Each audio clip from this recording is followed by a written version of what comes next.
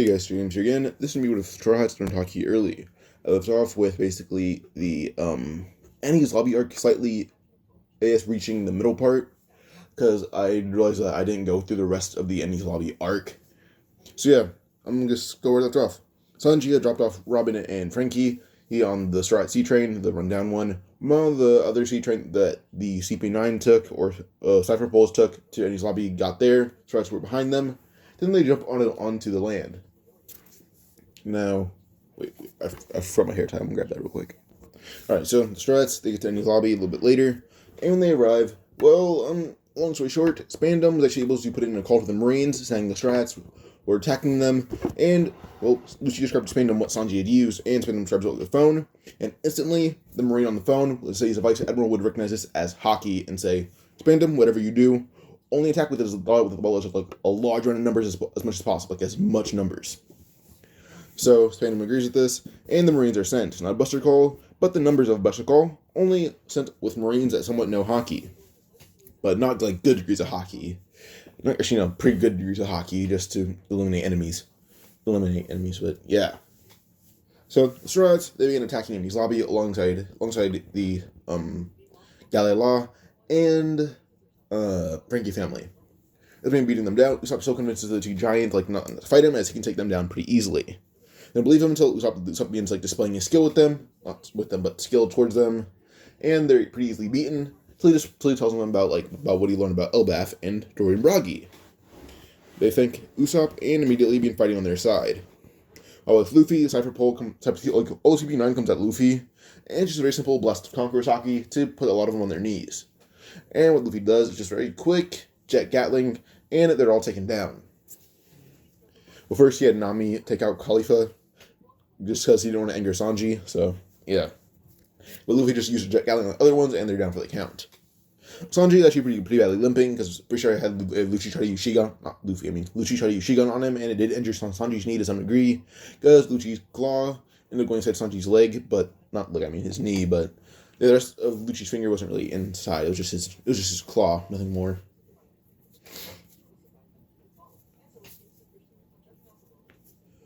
But yeah. So I guess we go to what was I was thinking of? Yeah, so basically when the Marine ships arrive. By the time they arrive, they see all Enies Lobby basically in blaze, and well the Straw Hats are kind of the Straw Hats, some giants, the Frankie family, Gallia Law, they're reigning supreme. Lucci basically was punched into a coma by Luffy.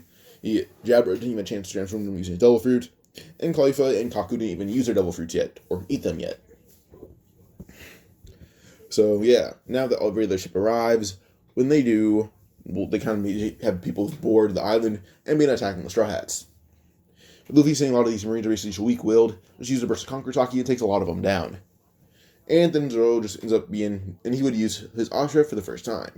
He does that invisible Haki and takes down every single Marine in his path, being hundreds. By the time he takes his stance, the Marines weren't able to see this attack coming. They only saw 3 swords. There's not 3 blades. So by the time they realize that there's 9, they already disabled their armament Haki, and they're dead. Or no, some of them are dead, not all of them, but yeah. That Sanji uses his one leg Diablo Jambe, he's kind of limping on one leg, then uses the other leg for Diablo Jambe, puts it in Haki, and he's kicking everyone around. Nami would use her lightning attacks. Well, Usopp just begins using just basic lead balls, fire stars. All of the giants are going to be stomping them down as hard as possible. So yeah, now this battle takes place over hours, and to the point where even explosions, and there's a burst of Haki going everywhere. It's able to be visible from Water 7, and this leads to Iceberg kind of sitting down and watching it. As every member of Water 7 would ask Iceberg what's happening, and he says that the government pissed off the wrong island. That's what they accuse us. That's what happened. What Iceberg's simple answer is: the government pissed off Water 7. That's what happened. Now, this battle ended after a few hours. Luffy busy coughing up blood because he had been using Gear Second a lot, and he did fight some miscellaneous Vice Admirals that just had really strong Haki. So that's it.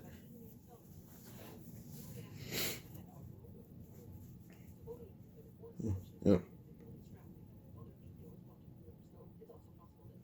But yeah. So wait, pause real quick. So yeah, so Luffy's was almost passed out from using Gear Second too much. He fought missiles from Marine or Vice Admiral with decently strong armament Haki, and that got the best of Luffy. But then Luffy was able to knock out the Marine with Conqueror's Haki, and with that Conqueror's Haki days, he's able to just do a simple punch to the face. And yeah, Luffy's Conqueror's Haki is more or less used as like a ability to scare people or stun them, so their Haki's disabled and they take them down. Luffy used to the point where he basically has no energy, his Haki's running low, basically he's suffering from every effect of Gear 4th. But yeah. Eventually Sanji's leg actually began bleeding a lot more, so Luffy and Sanji are both down for the count. While Zoro would pick up Luffy, Chopper buffs up and picks up picks up Sanji, and then they get on the Going Merry that still appeared.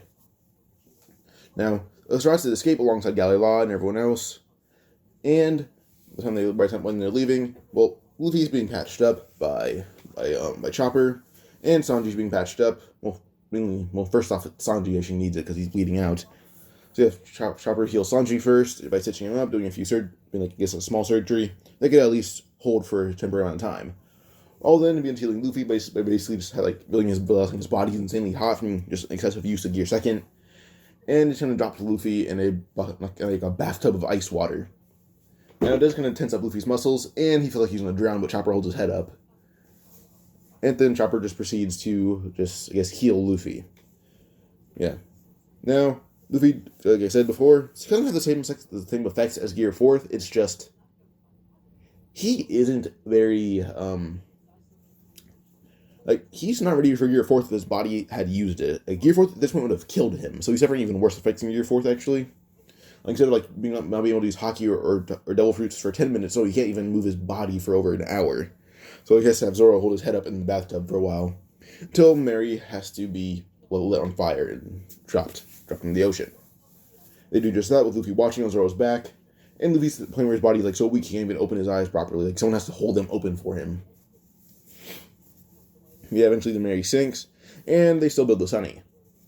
But now, well, Luffy can encourage us, if we need to be ready for the Grand Line, we may not have a ship right, so I want some of you to at least help or learn. Because Luffy took Crocus's words, Crocus's words to heart. They're almost in the New World at this point. They don't have a shipwright, and they don't think Frankie will join them because Frankie's Frankie, because of his words. So with that, they're some of you need to learn how to do it, and I'm too tired. So it's Usopp and Zoro mainly learning. Zoro doesn't get it. Usopp gets it decently, and yeah. And with that, well, Usopp and Zoro are able to get the grip of what everyone would want in the ship. Alongside Luffy being able to heal up a bit and be able to look at it somewhat and get it. Pause week. So yeah, with Luffy's help and Billy, if you guys didn't know this, Luffy's kind of like a social chameleon. He knows, if he hangs around someone long enough, he'll know their personality a T or just be very similar to it.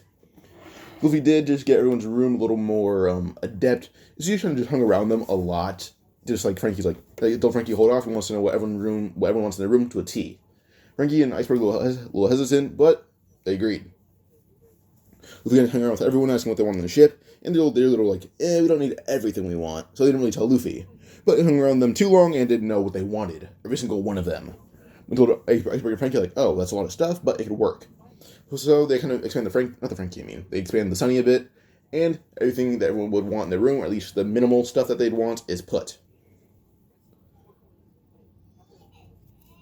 I'd pause real quick again, sorry. So with Luffy's personality blending thing, he's able to tell Frankie and Iceberg what the rooms are supposed to look like, and they design the rooms perfectly. So yeah, that's really all. Now Sunny's a little bit bigger, Frankie's joins the crew the same way, and the Straw Hats head all the way through the Freudian Triangle, getting Brooke as their teammate the same way, and yeah.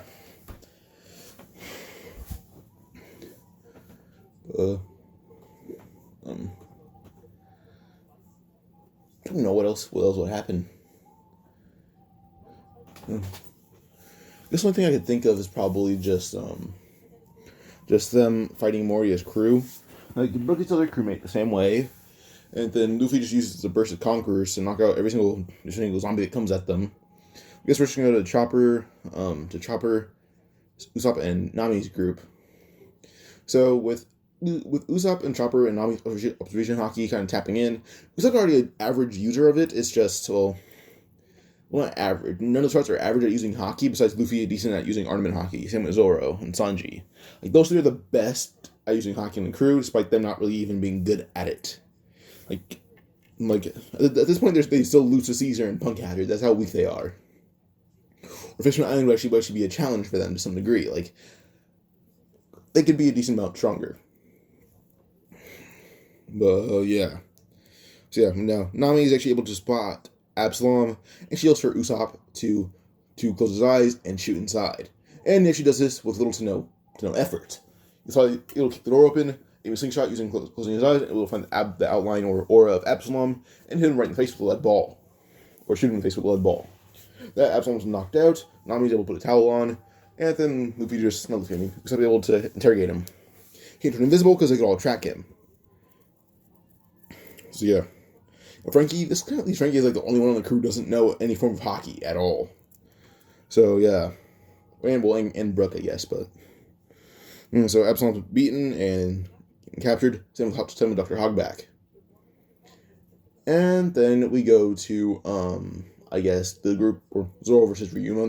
That'd be the main fight. And Ryuma begins fighting Zoro. And did Brook not knowing any form of Haki? I guess Ryuma wouldn't use Haki, just have a black blade. So yeah, Ryuma begins attacking Zoro, and Zoro doesn't seem fazed by him. And Zoro begins slashing through zombies like they're paper, so he's able to go through them pretty well. The last person being, I guess the last person to fight being Zoro and Ryuma right now. So yeah, Ryuma has Zoro using one final attack. So it's like Brook's Notch Slash. The moment Ryuma wants to use it, he appeared behind Zoro. And before he could say Notch Slash, his head isn't flying. Zoro just used a very just quick slash using one sword style, and that cut off Ryuma's head. Now, as soon as Ryuma's head fell towards the ground, he would know that Zoro had used Haki. His last words are like, "You're a user of Haki." This early in the Grand Line. So chuckle saying, "You should see how my captain uses it."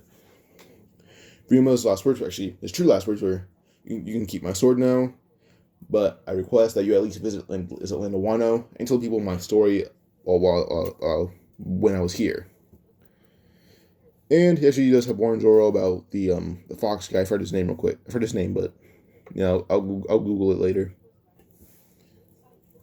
So yeah, but yes, we just go to I don't know. Trying to think of this. So you have Luffy versus Moria, I guess, because none of the tribes have their shadows taken. None of them do. Usopp still beat Perona in the same way, like he was just already pretty negative. It was just he's pretty negative, but is confident in his own strength when it comes to a fight. Like, unless he's fighting, he's the same with Usopp. It's just when he's fighting, his confidence is boosted. But both Perona and her ghost, he's not nervous of them. So he's actually already pretty negative in the moment and was able to beat her. And then we have Zoro beating Ryuma. Brook and Frankie. Frankie actually training a lot more on the Straw Hat ship. He's a decent amount stronger. He's able to fight every single opponent in his way. And Brook being cursed by the Straw Hats, who's taking down every single zombie easily. He begins trying a lot harder and does grow in strength a decent amount during Thriller Bark. But now the Straw Hats versus Oars. Well, first Luffy versus Moria. He beats the hell out of Moria until Moria goes into Oars. So now the Straw Hats versus Oars. Brook had said he's able to actually learn a new move, and he wants to try it out on Oars. But the move Brook uses is that what he learned on Zombie Spider. Doesn't learn this move in canon. This is just my own personal move. And Brook calls it the multi-notch slash. This basically, you use non-notch slash normally, but then there's a barrage of slashes that come after it, or barrage of shockwaves made of slashes after that. So the barrage of shockwaves actually begin pushing Oars to one knee, well, almost on one knee.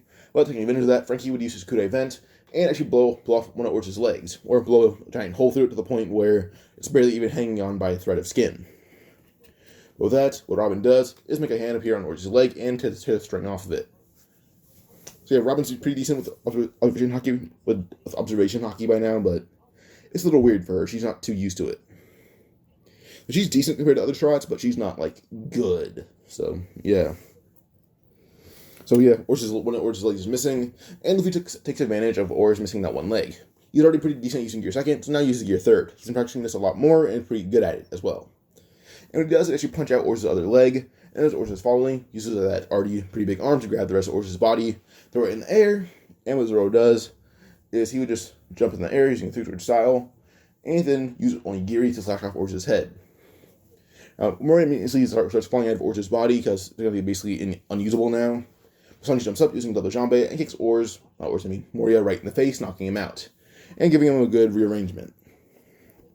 So yeah, when Sanji lands, Oars' body hits the ground, and the Straw Hats win.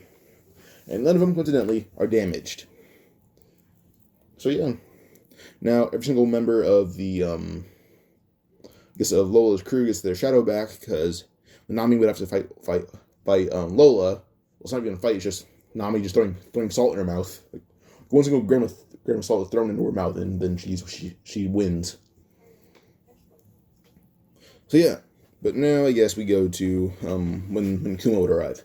Kuma still slaps Prona all the way to the Muggy Kingdom, and then when we fight the Straw Hats, none of them are tired or beaten up. They're at full health. At best, they're sweating a little bit, and that's it. We fight them, deeming that they're pretty strong for not being in the New World yet, and says that they must have had an easy time going through it. And Luffy just uses Gear Second, and begins rushing at Kuma and fighting him. Now, Luffy is actually about to get hit like a full power, or his shock, I guess. I don't know what it is. I don't know the name of it, but as soon as it's about to hit Luffy, this attack is actually equivalent to all the pain Luffy took in canonical their bark. Immediately, what Zoro does is actually grab Luffy, pull him down, and Zoro takes the brunt of the damage. Now, Luffy is actually able to withstand the shockwave by digging his hand and feet into the ground. And then the shockwave clears, Zoro standing in front of Luffy with his arms spread, and he's kind of crouching to reach Luffy's height. So Luffy is not damaged. Luffy begins crying for Zoro because he thinks Zoro's dead because he's not moving. With that, Luffy begins crying and screaming in rage, and then rushes at Kuma, and his face kind of looks like how he does when Ace died. It's just his mouth is a little more like just an angry expression. So as Kuma, his speed increased just through adrenaline, and he's using Gear Second. Now with that, a few lucky hits hit Kuma, and the Strats were all pushed back by the attack. Well, when they look over, they clear Luffy yelling, kind of worried, but they see Zoro covered in blood, and Luffy just enraged. Sanji's actually pretty enraged as well, because him and Zoro actually began getting along pretty well recently, because they're trying to help each other in Haki.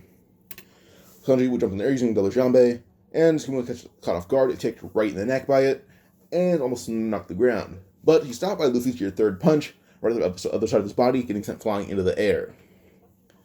Then with this, what Luffy does is simply just use a jet pistol full speed, and puts it in Haki for the first time using Red Hawk. It's coming right in the back, almost blowing a hole through him, but he just sent flying in the air, and when he lands, he teleports out of there. Eventually, Zoro begins coughing, and Luffy yells, "Thank God you're alive." Chopper just tells Zoro not to move and tells no one to move him, so he's helping Zoro. Now this time is actually a little more impactful for Luffy because he actually feels very bad. Because he's actually aware that Zoro took the pain for him. He's aware of this. He watched it happen. He's very not okay.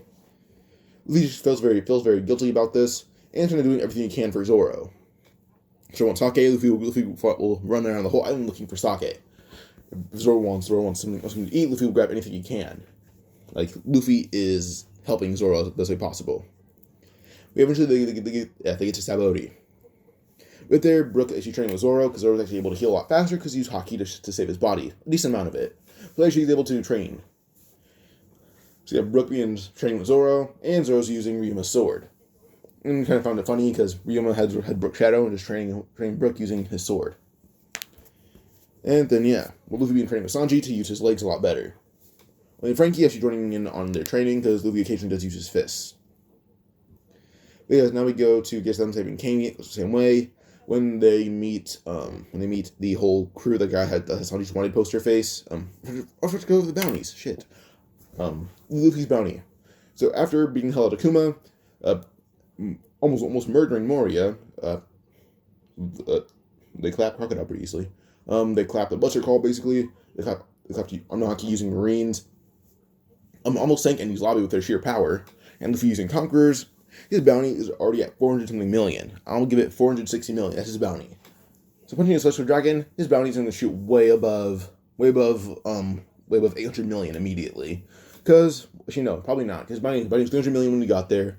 Punch a Celestial Dragon, then participated in Marineford War. So I guess his bounty would probably be, probably a little bit under, actually, a little under 800 million, a little under that. So Yeah, just say that right now. And that she should say his bounty's going to be at 1 billion, probably around King's bounty by the time he gets to not Thither Bark, to Whole Cake Island. Or Whole Cake Chateau. So yeah, but I guess everything. This time Cammy's not kidnapped because the moment she's taken, well, they're able to track her. Chopper can sniff her out because he's been training. First, he wanted to train his body to be a good tracker if he couldn't learn observation Haki, and actually can learn a bit of observation, so uses that to enhance his scent. And she's able to tell everyone where Cammy's going and who took her. So Zoro actually able to instead of like bothering Charlos, or bothering him, instead of Charlos bothering Zoro actually appears right in front of Cammy's kidnapper, and well, Zoro being a little pissed off, cuts off the kidnapper's head, but hides the body so no one knew what happened. Zoro just says that he punched the guy so hard he got sent flying. But Sanji and Luffy are able to tell that Zoro killed him because there's blood dripping off his sword and a little bit out of his sheath. But yeah.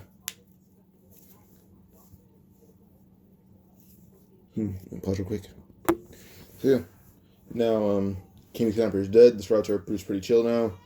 And then they go to the auction because, off chance that there's a little more people in need, they may actually need to buy them. So yeah, now they go inside, and the Strats walk in, and everyone is in sheer shock. The Supernova with the highest bounty being Luffy, and he's not wearing the same stuff he is when he walks in. Kind of just changes his outfit a bit, changes his outfit up a bit. So yeah, he kind of wears this. That's kind of like his training gear. He has a little outfit. That's his training gear, and he's kind of just wearing that right now. So he's doing the same thing he does as Sabaody, so Sanji, so is everyone else. So yeah. But yeah, so Kid's kind of upset because he's in second place, while Luffy is over 115 million higher than him. Luffy has to sit down, and well, they've already had a decent amount of money from the gold that's found on Skypiea. And yeah, so they already had a decent amount of gold from that, so they're able to keep a lot of it. I'm pretty sure when the Frankie family robbed Luffy and robbed Usopp, I don't think they gave the money back or got it back. The Struts already have a few billion berries. So, yeah, they're actually able to outbid Charlos, because, well, nothing interesting really happened. So, when Rayleigh was actually up for bid, well, they talked to Shaki, by the way, and they're able to find out what Rayleigh looked like, because she's like, I'm looking for him for a while. So when Rayleigh's up, Luffy's like, oh, that's our ship, this is the guy that's supposed to quote our ship. No one bids for him. The highest, actually, few people do. The highest bid is actually going to be 80 million, not 80 million, I mean, 80,000. Luffy says, 115,000 berries. And he's bought. When Rayleigh actually Rayleigh will walk up to Luffy, and Rayleigh says, I'm gonna go back. I'm gonna go to the back for a bit. He just nods, following behind him slowly. Then sees his Conqueror's Haki basically unleash every single, I guess, collar. And Luffy says, oh, if you ask me, I could have done that. Rayleigh's really like a little impressed. Oh, you can use Conquerors? If you would nod, saying, yep. And Rayleigh says, any other form of Haki? He says, everyone on my crew can use at least one form. Just those two, pointing to Brook, pointing to Brook and Frankie. He says, they're pretty recent on my crew.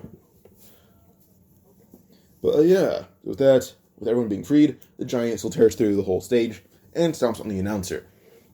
Immediately, Charles says go to shoot someone, but that actually being Luffy. And, well, Luffy is able to dodge, and the bullet almost hits Kami. Because Kami was actually behind Luffy, but Luffy didn't realize it. When he dodged, the bullet's going towards Kami, and it led to Hachi getting in the way and being shot. Luffy sees Hachi shot, and Charles yells, hey, Dad, look! I caught a fishman, a dirty little fishman! And Bug goes to shoot Hachi again, but Luffy's already pretty pissed off.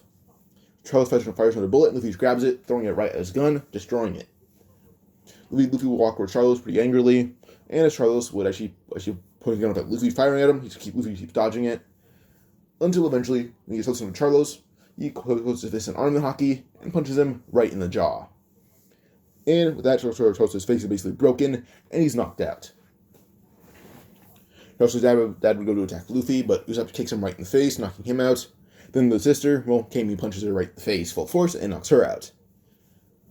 But with that, the Marines are called, and Kid laughed, saying, now that's one helpful punch. As he looks at Charles' face, things basically bent in every single direction possible.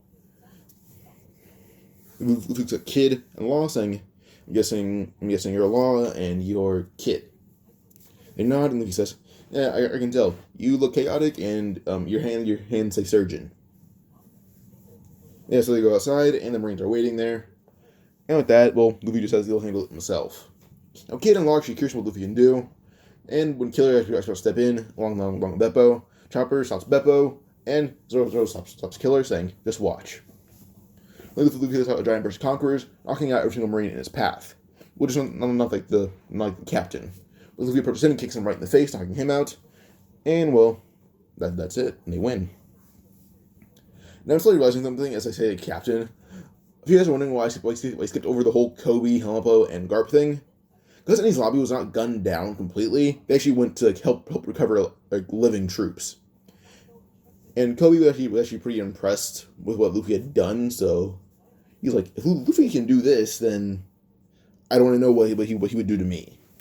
And Garp's even impressed that Luffy knows Haki this early in the Grand Line. But yeah. Now, when Struts eventually cleared out every single Marine that was left, they fight Kizaru. First Sentomaru, that just legit ends in Chopper using his first bit of armament Haki by punching Sentomaru right in the face, or right in the cheek, as Sentomaru was caught off guard by Luffy. Not Luffy, by Chopper. Like, Sentomaru was attacking Zoro, and Chopper punches him right in the face, knocking him out. And then Kizaru. Recruited to them actually had not having lost any energy whatsoever. They fight Kizaru using Haki, or at least the one that can armament can. Chopper is really briefly tapping into it. Usopp using observation Haki to catch him off guard, or attempt to. With Rayleigh begins helping, and Kizaru quickly realizes that he's kind of running out of energy, but the Strats are running out of energy first. Once he runs out of energy, Luffy begins being able to slightly be able to counter some of his movements using observation Haki. But Rayleigh's countering all of his attacks pretty easily. So Rayleigh had laughed, saying, "Now rookie pirates like these and a little old man are making you run out of energy. It's a shame as an admiral." Kizaru chuckled, saying, "No, it's Haki. And pretty strong at that." Then he looks at Luffy. Luffy looks like he has a trick up his sleeve. Luffy ends up stretching, saying, "Alright then, this should give me somewhat of an edge." He blows into his thumb, blows into his arm, his body begins kind of having a ripple effect, and steam surrounds him. Luffy realized he was lacking observation Haki, so went into a form that didn't really focus on armor Haki, but observation. And as Luffy's first use of Gear 4, Snake Man.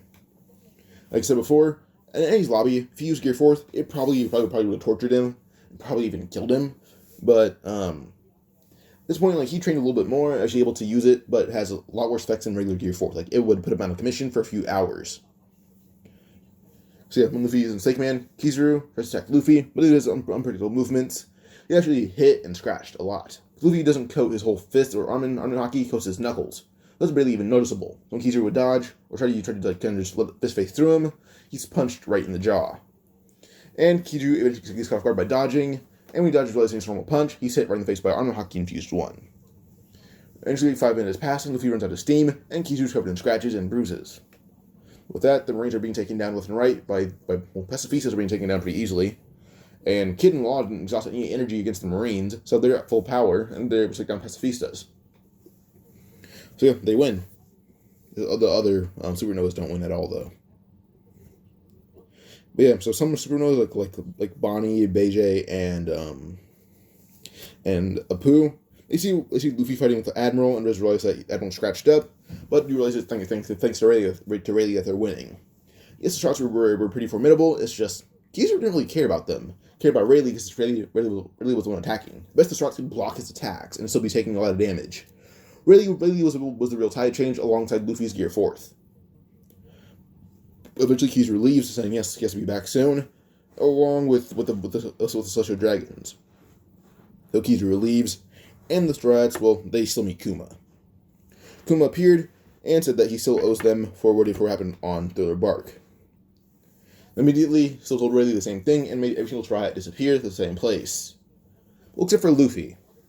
Luffy basically planted every single inch of his feet, not every single inch, but just a lot of his power in his feet really planted in the ground. And when Kuma tried to send him flying, he actually is able to grab onto a building and pull it alongside with him, but he crashes into a marine ship. And it completely stops Luffy in his tracks. With that, the Marines are going to go down below deck, looking at Luffy, and their little yes, shocked, but Luffy's unconscious.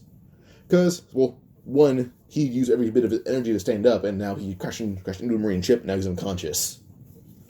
But yeah, first thing that he does, well, first he gets a new bounty, being 550 million. Not 15, 50. First, scratched up an admiral pretty bad, and then punches a Celestial Dragon in the face using arm and Haki. And kind of rearrange every bone in his face. So, he wins. Like, he wins a high bounty. Okay, so Luffy's put an Impel Down. But level 6, specifically, so he can't punch another Celestial Dragon.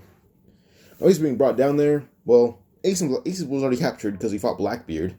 But he did use a bit of Haki this one, and actually pretty badly injured Blackbeard. The Blackbeard covered in burns.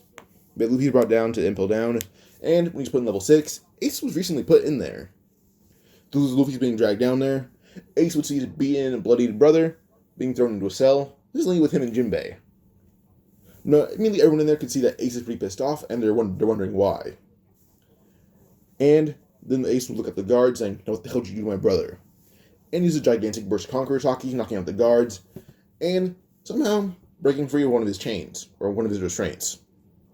He got him to Luffy kind of like crediting Luffy until he wakes up. But eventually, Magellan comes down there wondering what happened to the guards, and he sees Ace. Ace holding Luffy, and Luffy just being unconscious. Now, he wonders what Ace did to the guards, but doesn't really pay any mind, just brings them back upstairs. And when Luffy does wake up, he's pretty tired. Also, the Boa siblings, let's say this time they actually do go down to Impel Down for a good reason. Let's say they wanted to investigate the man who injured... Well, first they want to investigate the man who punched a Celestial Dragon right in the face, because Boa respects that 100%. She already has a fat crush on Luffy, breaking every single bone in his face. She heard about that. She already has a huge crush on Luffy, but so do the other Boa siblings. But they just want to see what he looks like. They didn't know. Well, it says that Straw Luffy broke a Celestial Dragon's face. Oh, she goes down to meet Luffy, saying it's just actually a little teenager, a lot younger than her. So yeah, eventually she actually offers to get Luffy out of here, but first she has to get rid of the guards. Luffy then says the moment he's freed, the prison break will occur. Like, he will free everyone on his floor without remorse. Because he hates the guards. Hannibal's been being an asshole. Sadie's creeping him out. So do the other guards. Like, he's scared of... Like, not scared, but everyone creeps him out here. So, yeah. So, Boa actually is able to distract the guards, and will be able to free Luffy while turning his cuffs into stone. She's not turning his cuffs into stone, able to turn the guard into stone, then unlock Luffy's handcuffs. Now, Boa sneakily throws Luffy the cuffs, and Boa actually releases, not cuffs, I mean the keys. And when Luffy's freed, he kind of just hides like the cuffs are still on, and Boa unstones the guard, not realizing the guard didn't realize they were frozen in stone, so they go back upstairs, and the Boa siblings are pretty impressed that Boa likes Luffy that much, but they do too. And so Luffy takes his cuffs off, and there's no cameras on Impel Down level 6, because no one should ever get out of there. It should be impossible. So yeah, I don't know if it's canon, but let's say it is now. Because Impel Down prison sucks, we know this. Shiki escaped from there, and Shiki was basically an emotional wreck.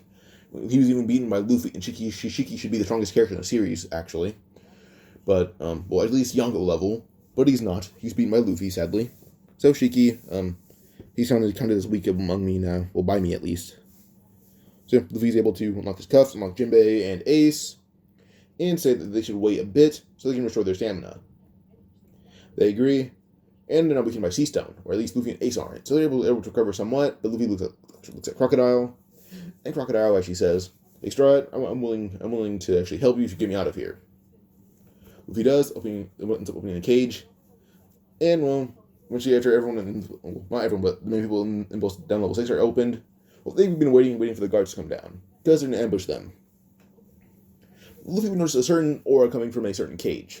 Well, two auras. Luffy ends up walking up to the cage, and sees a fish grab it, saying, "What the hell do you want, you damn brat?"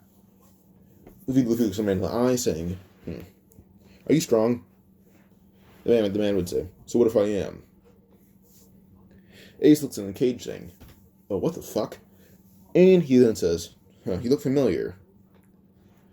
But then that's when Ace takes a minute to think about it, saying, "Oh shit, you're Douglas Bullet. You were on Roger's crew. And you weren't there long, but you were on the crew." If you immediately slam the key right in the keel and unlock the door. He tells Bullet that they plan to actually escape from here, but they may actually be taken to Marineford or lead to a war going straight to Marineford. Ace says, well, most likely they're probably going to try to escape, but Whitebeard's crew may go to Marineford because they don't know he escaped.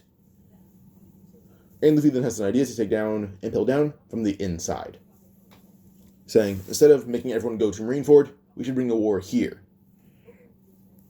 Ace would nod, saying, yeah, why not? So that's when Bullet would say, sure, I hate this place anyway, I'll destroy it. Well, in the back to the cell, Burndy World would say, fine, I'll help. But only get out of here and make sure the guards don't chase me. They go to the cell, and they wait for the guards to the bottom of the stairs, or the Bullet does.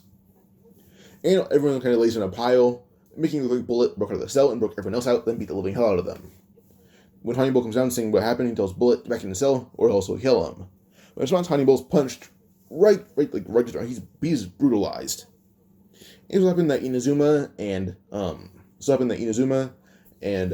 what was his name? Ivan. They happen to be wandering out of level 5.5 to see Honeybull being beaten up. Now the demon guards actually do walk out. The demon guards like the awakened zone double fruit users. But when they see Bullet, they immediately go in for attack. But immediately Luffy uses just his very swift jet pistol with one of their faces, knocking them back. And by that surprise, Inazuma cuts them both down, saying, looks like a breakout's occurring. Game pause real quick. So yeah, now Luffy just tells him his plan, which is kind of unfamiliar, but Luffy just says they're probably going to expect a war at Marineford, not here. So we're going to surprise them and scare them by bringing a war here. And Luffy does actually take Honeybull's sword, saying that Zoro may like this as a collectible, or Brookwood. So yeah, Luffy can just hold on to it, and for the first time she begins using a sword against guards, or against people. He's trying to learn how to use a sword at least to get along with Zoro.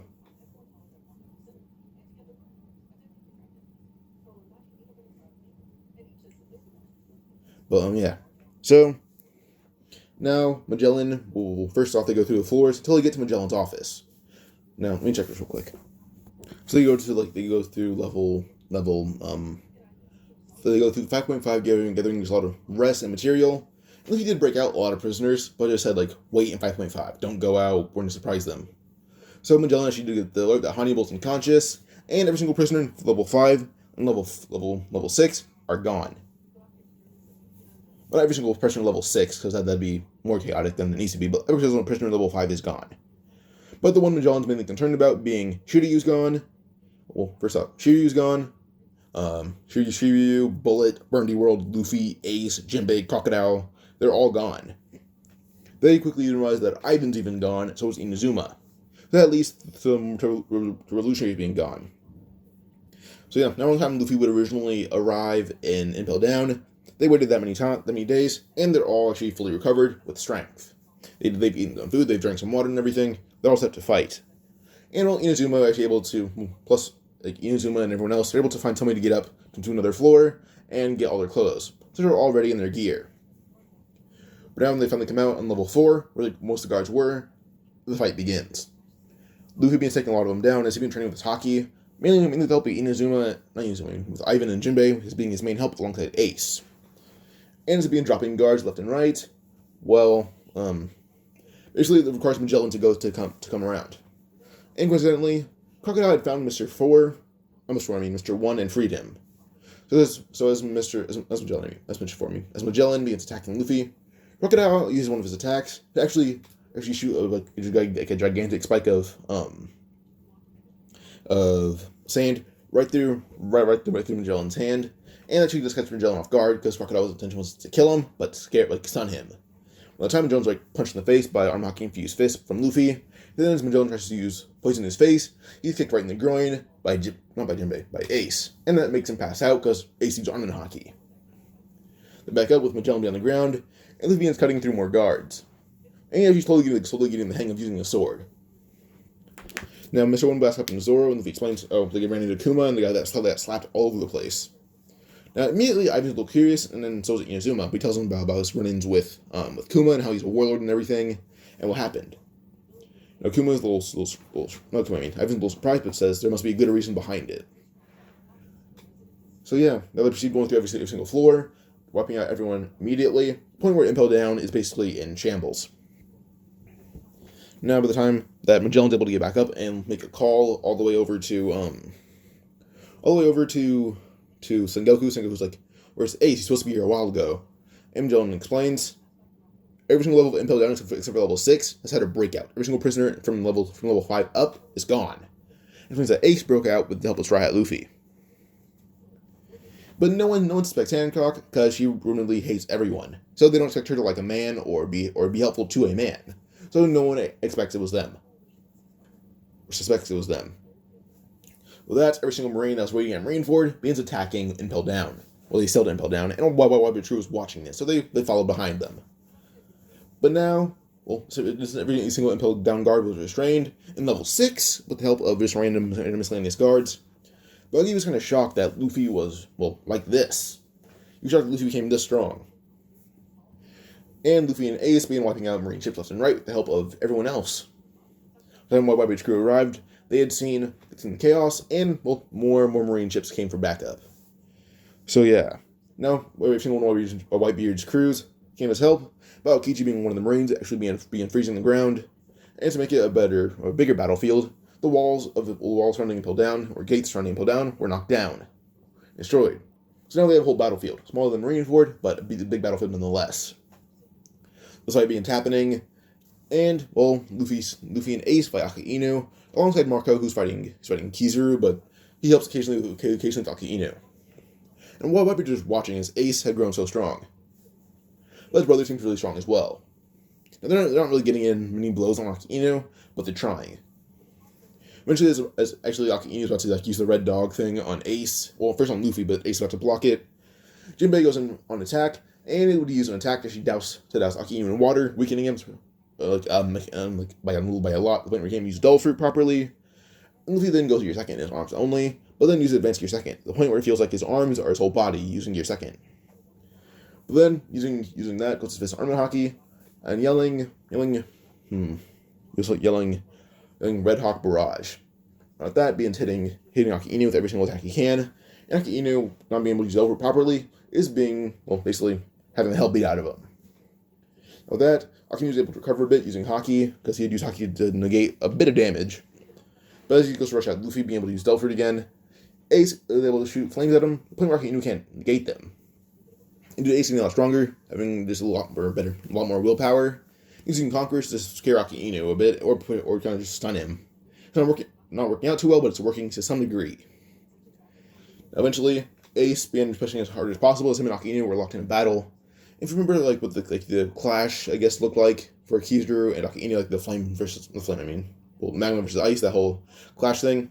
It kind of looks like that, with flames colliding with magma. Ace began freeing his mind, and with the thoughts of, now I don't have to protect anyone, I have to save myself. With his body being the desire to help itself, well, if his flames begin getting hotter and a different color, Aki Inu's magma is pushing to its max, but these flames get hotter and hotter to the point where Aki Inu's caught in the barrage of blue flames. When the flames leave, everyone knows that Aki Inu is being pushed towards the water. As the flames dissipated, Aki Inu was found while Ace was passed out. Before Aki Inu can even take one step, Marco slips down, kicking him right into the water. He kicked him through the ice into the water. And for that, Marco went on fighting with Kizaru. Now Luffy looks at Kizaru, realizing that he's covered in bandages, and would remember where he hit Kizaru and where hurt the most. Now, his arm basically paralyzed because he had basically advanced Gear Second into him, and they can't even move. So then, not learning his lesson, would go advance Gear Second in one leg, and shoots the leg up at full speed, using Armament Haki on his toes, hips, really, and only on the tips of his toes, and hit Kizaru right in the most bruised spot, making Kizaru get caught off guard, and another Admiral down, kicked right through the ice. Now, the two Admirals are basically drowning, being saved by other Marines. Aki Inu is already pretty tired. Kizaru is coughing up a little bit of blood, and he's kicked right in a very vulnerable area. Well, then Luffy began using sword again, and actually being pretty average at it. Now, Mihawk versus Luffy. Mihawk would fight Luffy, asking where he picked up a sword. Luffy explains he kind of just took it and wants to give it to Zoro, but just learning how to use it a bit. Now, eventually, Luffy's able to punch Mihawk's sword, being able to push him back a lot with physical strength that increased by a lot. But But now, during this war, we're going to go through it by the time it would end, actually, because no other interesting fights would happen. With Kusan, is pretty easily handled by Whitebeard, because Whitebeard could not fight Inu. He's basically passed out from basically sinking so deep in the ocean and almost drowning. He passed out. Same with Kizaru, but he didn't go far down, but he's too injured to fight. He gets coughing up a lot of blood. Eventually, the Marines lose. Whitebeard not being injured whatsoever, but when Blackbeard does arrive, well, he's covered in bandages. Ace had woken up, and Blackbeard feels something different about Ace, but threatens to kill him, or finish him off this time. What Ace does is put out one finger, saying blue beam. Now before Blackbeard can even know what's happening, a giant beam of blue flame shot right through him, making a big hole in Blackbeard. Blackbeard coughs up blood, but Blackbeard is able to somewhat heal a bit or recover, and before everyone's able to leave, I'll say one thing. Shiryu almost joined Buggy's crew. He almost did at this moment, but Blackbeard said that, Shiryu, we want to bring chaos to this world. Join us. We'll make sure the Marines never rise again. Shiryu kind of chuckled, saying, why not? Jumped up with them, and told Luffy thanks for freeing him. Now we go to Whitebeard, helping everyone get away, or helping the main crew get away. Luffy was actually able to use a, one of the transponder snails, and called a few people, being, well, not a few people, just one. And that was being Bon Clay. Told Bon Clay meet him at Sphinx Island, because they're both in, pretty close to New World. So Bon Clay's actually able to sail around and get to Sphinx Island, because that's where Luffy was told he was going, where they were going by Whitebeard. Fishman Island. Told Bon Clay meet him at Fishman Island. And Bon Clay's like, alright, sure, I'm taking my ship coded first. And Luffy explains, talk to Rayleigh, saying, tell him Luffy sent you. Bon Clay does just that, and they're able to basically get a coding almost for free. Mr. 3, Miss Golden Week, and Bon Clay were all in that group. So yeah, now they get to Fishman Island. Luffy's already been there for a few weeks, while Whitebeard being treated by a doctor, and does eventually kind of pass away, but around a year later. But I'm not going to go over that 1 year. So, while they're there, Bo Hancock eventually arrived with Rayleigh. They arrived, they're talking to Luffy for a bit, and they actually they got along pretty well. But they were staying on Fishman Island for a bit, so he gets lay low for the Marines, because the Marines cannot attack Fishman Island, because, well, it's owned by Whitebeard. That's an army of Fishmen, an army of Whitebeard, plus every single commander possible. Plus, they're making war. They make war with Fishman Island, which they don't want to do. They're actually trying to build relations, so they couldn't really do a thing to it. Yeah. So I guess we can go over the next while. Rayleigh still brings Luffy to Ruskaina, but brings Ace along as well to teach Ace how to use Haki a bit better. And actually, a lot of people arrive there. Ivan told Dragon about what Luffy did in Impel Down, and is actually very impressed. And Ace did not die, but hearing about Ace and Luffy and their feats and how amazing they were from Ivan, that made him regain his memory. And Dragon was actually telling Sabo he was waiting for Sabo to regain his memories to tell him everything, which he does do. Sabo requests to go to Ruskaina. Dragon wants to go with, saying he wants to talk to Luffy himself as well, so they go. Now, if you guys are wondering about Bullet and Burndy, they're actually saying with Whitebeard, because, well, Bullet got his ass kicked by Whitebeard as well, so, yeah, so did Burndy World.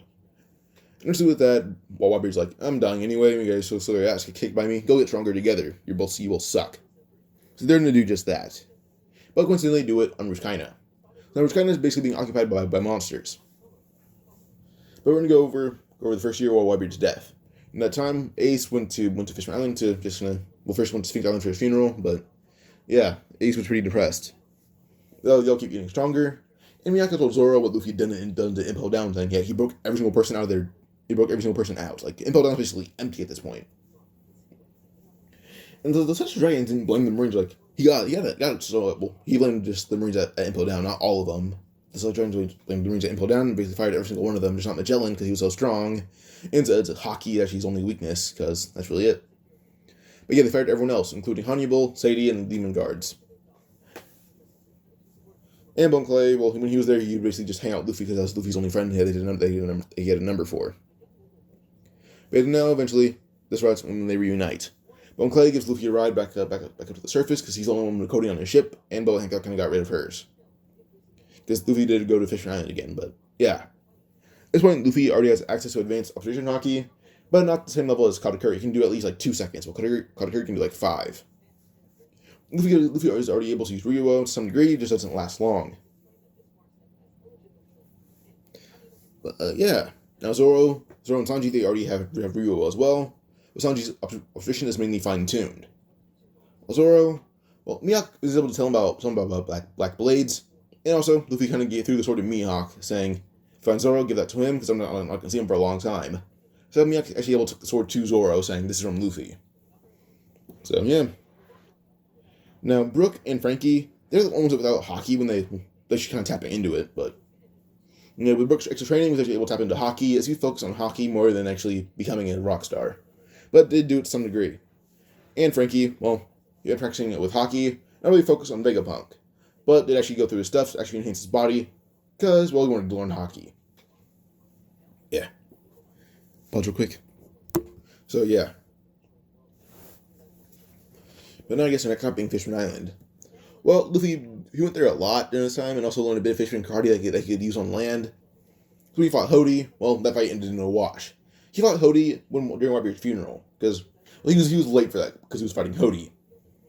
Well, he was late for Whitebeard's funeral because it took so long, but he was late for the wake because he was fighting Hody and his crew. Like, he fought every single member of the new Fishman Pirates by himself, and he won pretty easily. The Conquerors mixed with insane strength and speed, he won. But yeah. Now Fishman Island is completely peaceful. They don't show off their skills, but they train a bit during the time that they're supposed to be there in canon. Luffy still meets Shirahoshi. They get along pretty well. And while Luffy does tell Shirahoshi if she feels safer, he'll teach her basics of fighting or fishing karate, and she accepts that. Luffy teaches her some of the basics that she could use on land mainly, because all he knows is the fishing karate you can use on land. So with that, well, teaches Shirahoshi how to do those moves, and she's very thankful, and it gives her a lot more confidence. But yeah, Shirahoshi's like, yes, crush. Not her crush, but the guy that's crush on her. That guy, that ends in a single blow from Luffy. That's really it. When the axe is thrown at Shirahoshi, she punches that into pieces with a single, like her first time using Fishman karate is punched into pieces instantly. So yeah, the guy's arrested, and well, his hands are restrained in sea stone. But now Punk Hazard, you get there, that's not even a real arc. That counts as like 2 episodes at this point because of how fast it's going to go by. It's just 2 episodes. They counter Law already knows he can't win. But I'm talking about Luffy's bounty, because I haven't done shit with that. His bounty is at 780 million. So yeah, Kid and Law were encouraged to train a lot more, and Law's already pretty decent at fishing Haki by now.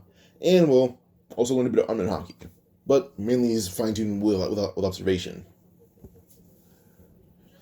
So yeah, Luffy's bounty is 780 million. Law is actually at 500-something million. I'll say 560 million. Zoro and Sanji are both at 420 million as well, so higher than they are even in Wano. So yeah, Luffy, let's say Zoro's at 350 million, Sanji's at 340 million. And then Robin is at, let's say 160 million. Then the lowest bounty is being Chopper, who actually, because he used Armin Haki on Sesshomaru, yeah, a lot more respect. He's at 2 million berries. Not a lot of respect, but respect. So yeah. But yeah, so Robin at 160 million, behind her being Usopp at 100 million. Then we have Frankie, who's at 80 million, Nami at 70. So, yeah, pretty sure I said all the straw hats. So yeah, now I guess the next arc being so they run into Law's beaten up pretty easily. Luffy when he just switch their bodies. Smoke. The Smoker is not even challenged. Like he's like one shot. That's really it. Just one shot.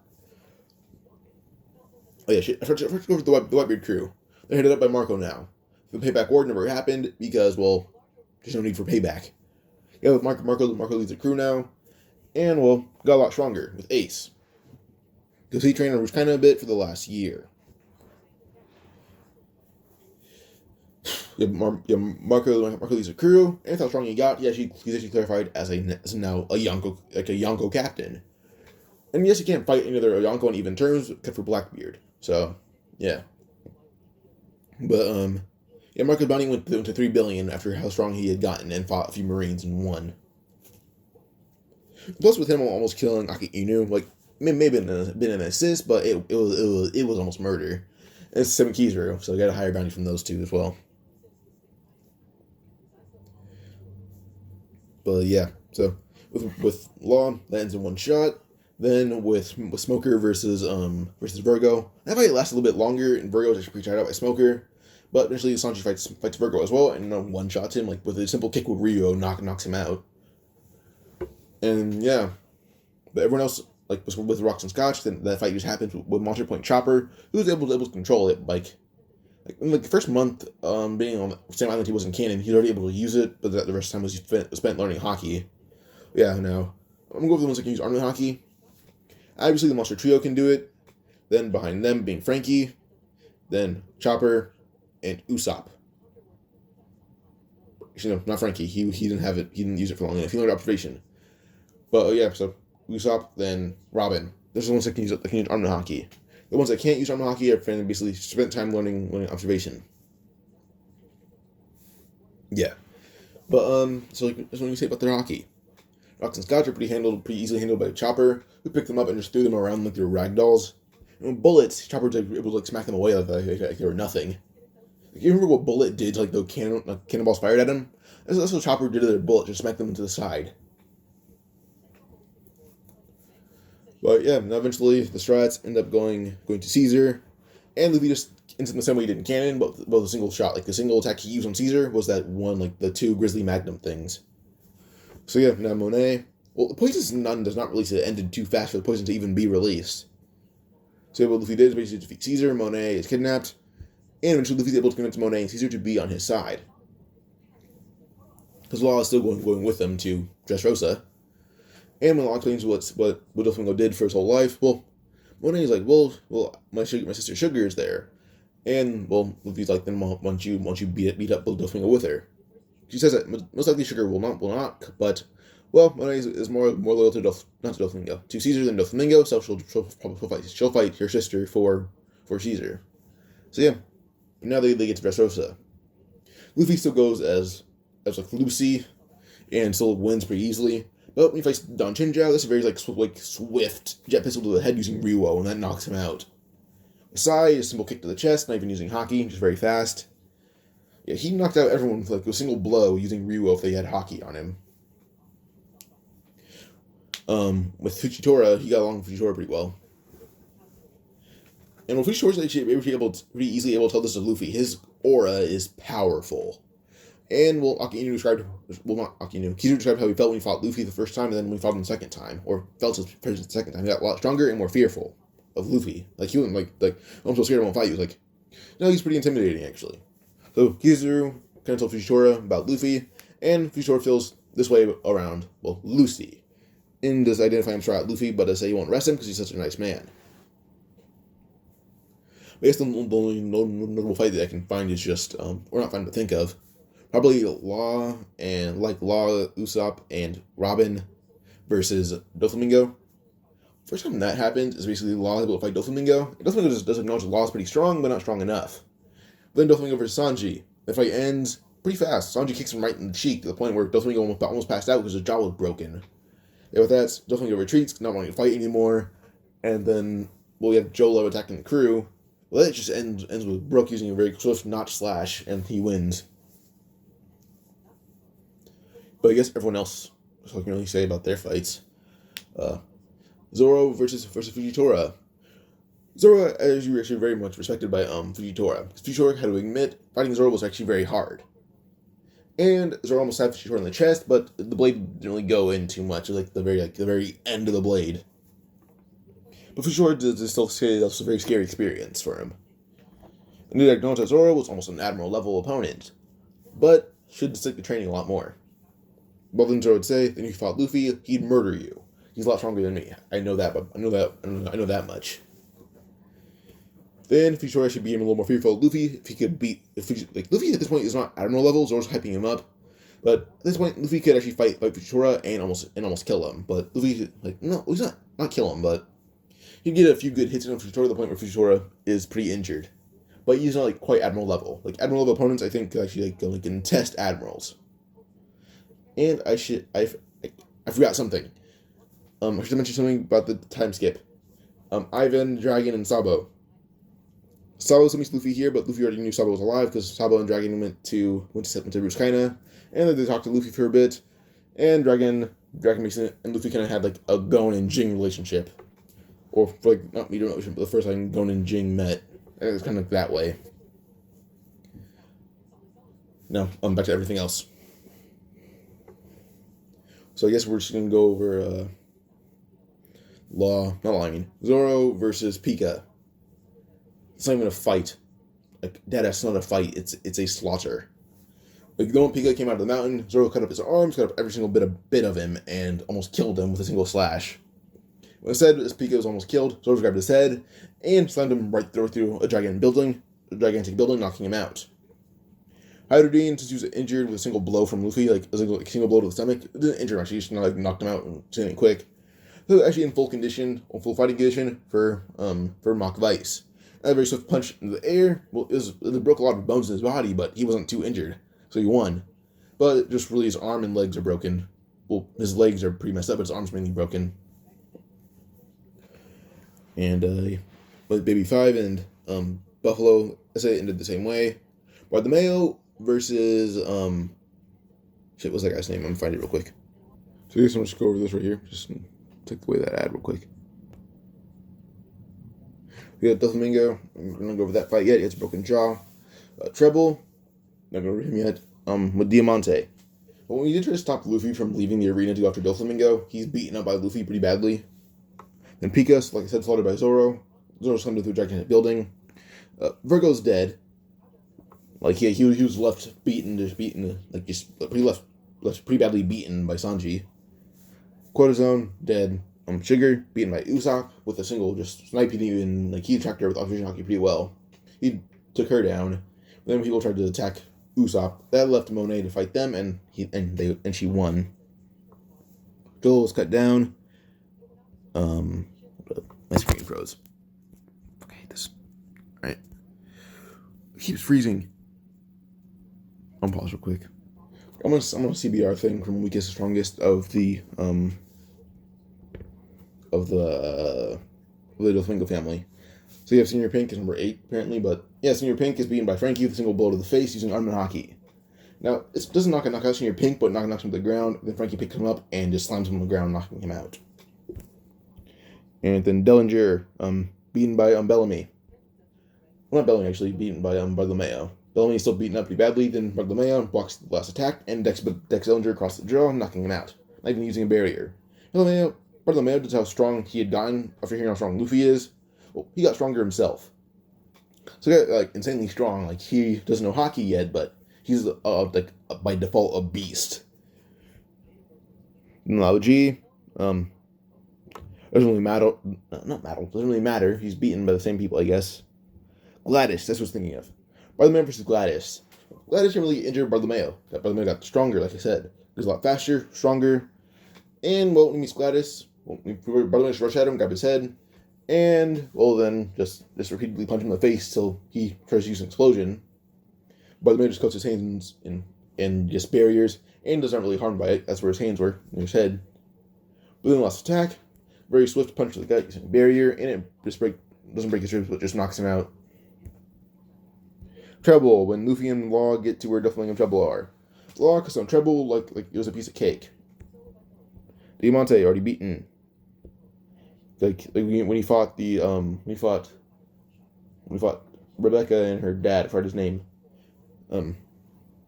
Yeah, Diamante was beaten by Rebecca's father fast. Becca murdered. Not like really murdered, but he's down. And yeah, back to this. So Luffy versus Doflamingo. Doflamingo was able to get his jaw somewhat healed, and doesn't really work out too well for anyone. When we at Luffy just proceeds to use Jet Gatling on him with Ryuo enhancing it, and well, basically he can't really block any attacks. It's too fast and too painful. There's like not even a need for gear 3rd or 4th. Gear 2nd Jet Gatling is all it takes. By the time Luffy stops, Doflamingo has basically every bone in his body broken and is barely even standing. But Treble was able to see what happened. But the last attack that Luffy delivers to Doflamingo, a very swift slap, and knocks him out.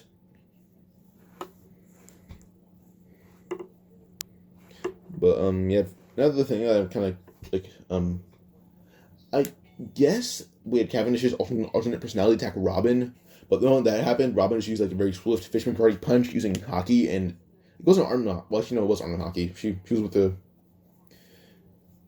Frankie. I know I said he had arm Haki before, but he doesn't. Frankie and Brooke don't have arm Haki. They both have observation. So yeah, Robin's the one that takes Frankie's place for arm Haki user. And so this uses Frankie had lost strength to knock out Senior Pink in a single blow. But yeah. So Robin, when Cavendish ultimate personality will attack her, she just used a very swift punch. The guy used arm Haki and it knocked him out. But yeah, so now they leave Fishman Island. Not Fishman Island, they leave Dressrosa. Next arc, Zoe. Wait, they still have Kinemon, Konjuro, and Momonosuke. They still have them. They to Zoe. The other Dressrosa didn't need to leave early. The whole Dressrosa arc, it took place in one day. Yes, this whole incident happened in the span of 3 hours. That's really it. They get out to Dressrosa, then they proceed to beat the hell out of every single person there. It's easy. There's no need for extended fights here. There's no point in it. It ends instantly. So yeah, no. But I said before, Luffy still needs Sabo, and Sabo doesn't need to finish up for Luffy. Sabo just wanted to say hi, make sure Luffy's okay. That's really it. But now I guess we're going to Zoe. When they get there, well, Luffy doesn't need help up with the help of Kinemon's dragon, not Kinemon, Kanjo's dragon. We just legit uses this as going to pull himself up as fast as possible. Then we should do that over and over. Kanjo uses Geppo to get up there, and yeah, the rest of them take the dragon. Well, Robin doesn't need each other. She can legit just make a whole stare of hands. So yeah, or she can legit make one giant hand and throw them all up there. But now I guess we're going to go to when they arrive. Well, when they're all up there. They still meet the remnants of Jack's group, as Jack had actually left not that long after they arrived. So with a lot of them still being there, well, Luffy just takes them all down himself before anyone else gets up there. Kanji arrives second, as he will help Luffy take them down. And yeah. I guess that's really it. Just they're all taken down pretty damn fast. When Jack does come back, though, it's going to be like a while later. But the minks are all helped up, they're healed, and they say that Raizo is on the island. Not on the island, but on Zoe. They bring them to Raizo, and they see Raizo in tears, but see the minks are not as badly injured as they would be in canon, because the rest of Jack's crew were taken down pretty fucking fast. Pretty happy about this. The start's going to be Pedro, Wanda, and Carrot, and Dogstorm, and Inuyasha and Nekomamushi, and they should meet them.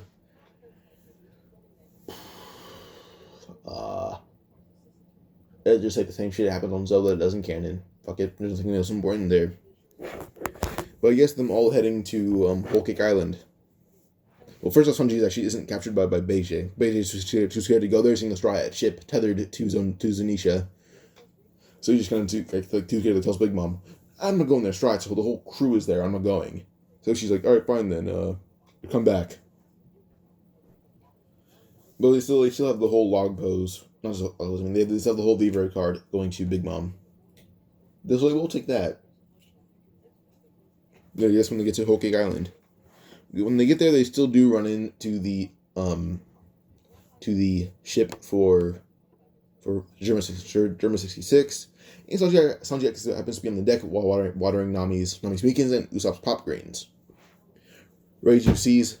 Sorry about that, I actually kicked my bed. But Reiju sees Sanji and tells her dad, and Judge immediately jumps on the ship with Sanji's brothers, Ichiji, Niji, Yonji, and Reiju.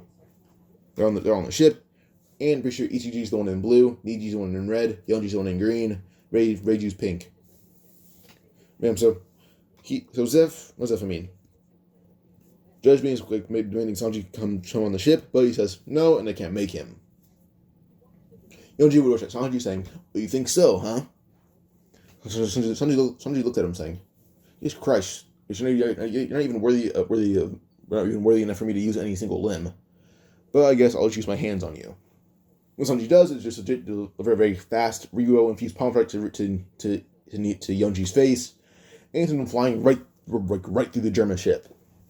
He barely even hits like the last wall of the ship before his head went through it, but that's really it. And they're all pretty shocked that he was able to send Yonji flying that fast and that hard. Now, Niji would go in for attack, but is quickly just suddenly slashed by something, and he falls to the ground unconscious. Now Judge demands they both get up, but it doesn't work. They're unconscious. They can't hear him. Well, then we're left up to Ichiji versus Luffy, because the monster trio took down both the brothers.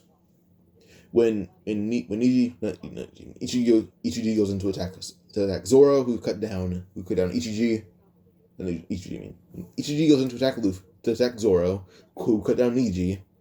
Luffy explosively flicks Ichiji in the head using Haki and it knocks him out. It was a very swift jet flick. Luffy looks at Judge, demanding him to tell the Sharks who they are, well, who he is at least. But what happens is Reiju would attack Luffy, but Nami uses Thunder Tempo to just knock out Reiju. Then Zeph would have to turbo check the Sharks, saying he'll do everything himself. But quickly Sanji disarms him and almost kills him, but this man just tells Zeph to answer his captain. Tells Judge to answer his captain. Judge reluctantly agrees, being beaten up by Sanji a little too much, and tells Sanji that they plan to arrange a wedding for Sanji, married to Big Mom's kid. Sanji's immediately happy until he hears that Pudding is 16, and immediately like, nah, she's underage, not my thing. So with that, Sanji then says that he'll do something else that Judge will hate most definitely. What he does is sink the ship that the German castle's on by killing the gigantic snail. As it being sinking, Judge's like, no, Yonji's on there. But Yonji is able to actually wake up before it fully submerged. But they cannot save it. The ship sank. The snail died and sank. Leaving the siblings, except for Yonji. Leaving every single sibling, just not Reiju, as a captive. And they coincidentally had some sea on board. So they're basically arrested. They get to Big Mom territory with everyone else ready for a fight. In the displays, it says that if they want to take Sanji, they'll bring hell to anyone they can find on Whole Cake Island that's really the Big Mom's kid. But Sanji, actually thinking smart, says that he's going to find some info on where each and every one of Big Mom's kids are. That works with Pedro, as he does the same thing. And then they're able to find out where every single sibling is. When this is ready, Luffy says he'll go after Cracker himself, and rushes towards where Cracker is, with Nami following him. Sanji, Reiju, and Ichiji go after Sanji's bringing Ichiji because he just wants to. So he brings those two with him to attack. Let's say, let me find the siblings real quick. Yeah, I mean, like the couplets. I'm pretty sure those guys, like the 38th son, the 9th son, the 37th son, the 36th son. Those guys, plus the daughters. Sanji, Ichiji, and Reiju go after them, and they win pretty easily. Zoro and Pedro and Carrot goes a group. Wanda goes with Robin and the rest of the Straw Hats, leaving the Judge siblings attended by one person, Chopper. Well, Chopper and Frankie. Frankie wants to study them. Chopper wants to study them as well. They both want to study them. So they stay behind. So, yeah. But now Luffy and Nami versus Cracker. Well, that fight ends pretty easily. When Cracker uses all of his armies, Luffy just goes Snake Man and takes them all down pretty fast. Then when the real Cracker is revealed, Nami uses the tempo on him once and takes him down. But I'm going to go over Pedro versus the one guy with an egg body. Pedro got a lot stronger with returning the Straw Hats a bit, mainly Zoro and Brook, but he's able to defeat the egg man. He's able to defeat him without blowing himself up. Plus Carrot helped a bit too. Brook still finds the poneglyph and tells Straws where it is, or at least Luffy where it is. And Luffy brings it up. Well, first he lures Big Mom out, and then Nami distracts her. And then Luffy's able to pull up the poneglyph, barely able to hold it up. He's able to throw it right out of the chateau. And Robin coincidentally arrived right as Luffy threw it out. But now it's Luffy with two opponents left: Big Mom and Katakuri. And I guess Brûlé and Flambe. I'm pretty sure that's the little girl's name. Flambe, the girl with the whole dress that looks like it exploded. So yeah, now Katakuri is his first opponent, with Brûlé transporting them to the mirror dimension, and coincidentally bringing Big Mom along. So you have another round in the mirror dimension, where Flambe accidentally snuck in. Like, she's kind of just there by coincidence, and just accidentally got transported along. But now Luffy versus Katakuri. Luffy can already use Ryuo, and actually already a lot stronger than Katakuri, and actually overpowers him pretty fast. And Luffy's already still in Stake Man, as he can use it for upwards for around 40 minutes and beat beat Cracker in 5. So, yeah. Then Big Mom and Katakuri came out a while ago, but no, he's not still in Snake Man. Actually, he disabled it to go get the Poneglyph. Then when he saw Big Mom, went to Snake Man again, but now he's still in it. So he fights Katakuri with Snake Man and beats the hell out of him instantly. The fight lasted shorter than Cracker. That's how hard Luffy Snake Man is now. But when it came to Big Mom, he disabled Snake Man and went into Bounce Man. When he did that, he fought Big Mom, and Big Mom declared Luffy like one of the stronger opponents he's fought in a really long time. Luffy's not even using Ryuo right now. That's how strong he was for Katakuri. As Luffy and Big Mom about to collide fists, Luffy suddenly shot out a gigantic fist that used Ryuo and broke Big Mom's hand, shockingly. But Big Mom being caught off guard, she punched her in the face using that same arm Haki with Ryuo infused fist. She sent flying back, but then she used Conqueror's Haki coating. Luffy avoids her attacks, is trying to figure out what that is, so he remembered what Conqueror's Haki looked like. But too late, he's almost shot by Brûlé. And that kind of interrupts his thought process and has to take down Brûlé and all of the guys around her. But this says that Conqueror's Haki should be enough and takes him down. But then it hit him, Conqueror's Haki. That's what Conqueror's Haki looked like. When he flashed her Doflamingo once, there was a Conqueror's Haki with Black Lightning. Big Mom's sword has Black Lightning coming from it. So yeah. Eventually Brûlé realized that Katakuri and Flambe and her men were pretty badly injured, so she transported Luffy and Big Mom out of the mirror dimension and began treating her siblings. So yeah, now Luffy versus Big Mom on the surface.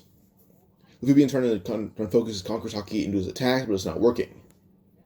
So eventually he's fighting Big Mom, till Zoro would actually begin using Ashura. He just realized that Luffy's trying to do something, and it's not working, so he's going to track Big Mom, so Luffy can get a little time to think about it. Same with Sanji and the rest of the Straw Hats. Eventually Nami is able to still take Zeus, and yeah. But Luffy begins trying to focus his training on his Conqueror's Haki infusing, and just is out on random homies. And eventually, after a bit, he was able to get somewhat of a grasp of what it is. Let's pause real quick. Alright, so I guess just, yeah. So Zoro is able to use Ashura on Big Mom while Luffy's practicing his Conqueror's coding. Really did tell Luffy about it, but didn't show it to Luffy, so Luffy doesn't really get it. But Big Mom showing Luffy the Conqueror's Haki, emitting off of it, well, he's able to know what it is after a bit. And he's able to use it on a few homies to kind of at least get a decent grasp of it. While Zoro using Ashura, he's able to get a gigantic slash on Big Mom, but a lot of it is negated by Haki. But Big Mom did say, if Zoro did hit her with that Ashura, it may have actually almost killed her or made her bleed out. Not bleed out, but made her bleed an insane amount. Possibly. So, Zoro was kind of catch her off guard, but that Ashura took all of his energy. He had fought a lot of the siblings, including Oven, Daifuku, and other miscellaneous ones. Now, we're going to kind of mess up with Sanji, Reiju, and Ichiji versus the Ducuplets. Yeah, mess up with that. I didn't go over how they fought. Yeah, we really just led to Ichiji using a gigantic electric burst, and then Sanji using a very, very fast double Jambe to kick out the giant once they all fused using that one brother's devil fruit. Yeah, that one fused devil fruit kind of overpowered. Yeah. But back to Luffy. Luffy's eventually able to get a decent grasp on his Conqueror's Haki coding, but it does not last for long. But eventually he's able to jump in the fight as Big Mom's trying to try to use an attack on Zoro. This one is Zoro is about to be hit by Big Mom's attack. He jumps in towards her face and punches Big Mom in the cheek using Conqueror's Haki coding. It staggered her for a bit, until Luffy had then been using a magnum, like a grizzly magnum, until he puts that on Conqueror's Haki coding, punching her in the face full force, sending her drive into the ground. And then his arm deflated, using his one last arm, because that arm kind of got tired with his gear. Well, plus his body had used Bounce Man. He's already pretty tired from that. Then his other arm got pushed with incredible strain, so he's pretty down. His arm pretty worn down. But yeah, now it's Luffy using his other arm, going gear second in it, and begins hitting Big Mom with multiple blows with Haki. And she's not knocked out yet, but she's pretty badly injured. Eventually, Whole Cake Chateau shatters. Big Mom's not knocked out, but she's a little too tired to fight because she's trying to block Luffy's attacks from she's already pretty tired. Curry's already defeated, so is Flambe. Fuku and Oven were beaten by Zoro. Sanji kicked her out of some new couplets. Yeah, all the siblings are defeated. And Jinbei actually did come to help this time. And the Whitebeard's crew still existing, being led up by Marco. And I guess Ace is the new first division captain. Well, no one is really there to take over Fishman Island, and that leads to Big Mom's crew not being in charge of Fishman Island or being in charge of Fishman Pirates. Or not Fishman, was in charge of Sun Pirates. So the only reason that, that Jinbei actually came there to help was actually Ace demanded Jinbei to do it. Ace, well, not demanded, but commanded Jinbei to do it. Because Ace has as much pull as a captain, but not, like, it has as much pull as a captain to the outside crews, like the outlying crews, but not as, like, not on the ship. So yeah, Ace is not searching for Blackbeard, because Blackbeard does still have the, oh shit, I forgot to say something. Right as I said earlier that the payback war didn't happen, I fucked up a whole statement. Payback war didn't happen, but Blackbeard did attack Fishman Island. How did I forget to say that? Shit. Yeah, he attacked Fishman Island, took the devil fruit from Whitebeard. Like, he attacked, and then looked for the devil fruit. They weren't there for an attack, they were quite literally just there to find the devil fruit. But they found it, and Blackbeard ate it, and somehow was able to be the same Blackbeard itself. But is not used to devil fruit whatsoever. It's been 1 year. Like, 1 year and a few months. Less time than, like, around this time in the story, Luffy should be, like, probably just now getting, not just now getting to Dressrosa, but, like, just, like, probably, concluding the Zou arc is where Luffy should be, but he's quickly past that. But yeah. Now, Luffy and the crew, they leave eventually because, well, there's no reason for them to stay there. Every single opponent's defeated. Big Mom's down for the count. Jinbei defeated a few guys himself. And there's really no need to hold off Big Mom's fleet because they're all defeated. And Pedro's still alive, alongside Carrot, and everyone else still being alive. Now, they leave towards Wano Kuni. But I'm in this part here. Hope you guys enjoyed. Like and subscribe for another part. The other part's going to be pretty short, but should I have Luffy beat Kaido here or not? Well, next part, should I have Luffy beat Kaido and go to the Blackbeard Saga, or do something else before Kaido's defeated? Now, bye.